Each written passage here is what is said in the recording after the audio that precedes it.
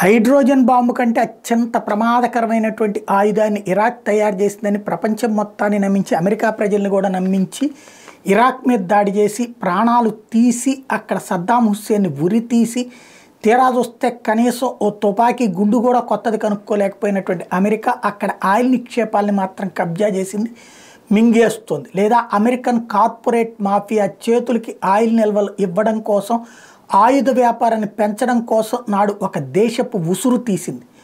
ఆ తర్వాత అక్కడ ఉన్నటువంటి ప్రజల చేత ఎన్నికయ్యే ప్రజాప్రతినిధులు అంటూ అక్కడ ఒక ప్రభుత్వాన్ని ఏర్పాటు చేశానంటూ నాటకాలు ఆడుతూ వచ్చింది.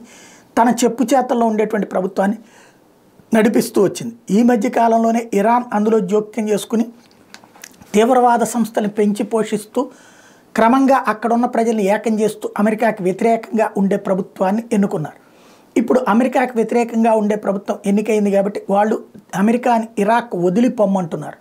2,500 మంది సైన్యం అమెరికా వాళ్ళు ఇరాక్లో ఉన్నారు. ఇప్పుడు అమెరికా ఇరాక్ ప్రభుత్వానికి షాక్ ఇచ్చింది.